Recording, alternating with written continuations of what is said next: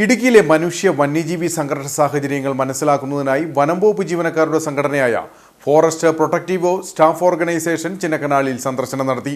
മേഖലയിലെ ജനപ്രതിനിധികളും നാട്ടുകാരുമായി സംഘാംഗങ്ങൾ സംവദിച്ചു. പ്രദേശത്ത് നടപ്പിലാക്കേണ്ട സുരക്ഷാ നിർദ്ദേശങ്ങൾ അടങ്ങിയ റിപ്പോർട്ടും പൂർത്തീകരിച്ചു. ഫോറസ്റ്റ് പ്രൊട്ടക്റ്റീവ് സ്റ്റാഫ് ഓർഗനൈസേഷൻ സംസ്ഥാന നേതൃത്വം ചിന്നക്കനാൽ പഞ്ചായത്ത് ഓഫീസിൽ വെച്ചാണ് ജനപ്രതിനിധികളുമായി ചർച്ച നടത്തിയത്. തുടർന്ന് നാട്ടുകാരുമായും സംവദിച്ചു. തങ്ങൾ നേരിടുന്ന പ്രതിസന്ധി നാട്ടുകാർ വിശദീകരിച്ചു.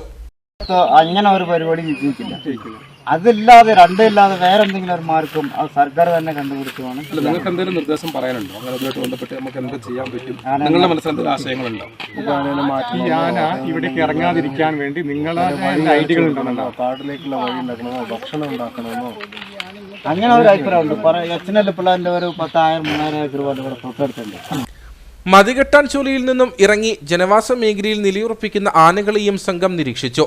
ചിന്നക്കനാലിലെ മൊട്ടക്കുന്നുകൾ കേന്ദ്രീകരിച്ച വാച്ച് ടവറുകൾ സ്ഥാപിച്ചുള്ള നിരീക്ഷണം, ലേസർ മുന്നറിയിപ്പ് സംവിധാനം, AI ക്യാമറ നിരീക്ഷണം, RRTക്കായി മെച്ചപ്പെട്ട ഓഫീസും മറ്റ് സൗകര്യങ്ങളും അടക്കമുള്ള നിർദ്ദേശങ്ങൾ അടങ്ങിയ റിപ്പോർട്ട് സംഘം തയ്യാറാക്കി.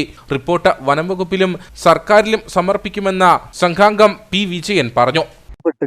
ആ സൗണ്ട് അലാറം സിസ്റ്റം ഞങ്ങൾ കൊണ്ടുവരുന്നുണ്ട്. ഇത് പല നമ്മുടെ വകുപ്പ് മേധാവികളോട് അറിയിച്ചിട്ടുണ്ട്. അതിൻ്റെ അടിസ്ഥാനത്തിൽ തന്നെ പല ഡിവിഷനുകളിലും ഇത് തുടങ്ങാൻ പോകുന്നുണ്ട്, ഈ സൗണ്ട് അലാറം സിസ്റ്റം. അതുപോലെ തന്നെ ഈ ശാശ്വതമായിട്ട് കാട്ടിൽ നിന്നും ഈ ജനവാസ മേഖലയിൽ ഇറങ്ങാതിരിക്കാൻ വേണ്ടി എന്ത് നടപടി ഉണ്ടാക്കാൻ സാധിക്കും എന്നതാണ് ഞങ്ങൾ റിപ്പോർട്ട് ഉൾപ്പെടുത്തിയിട്ടുള്ളത്.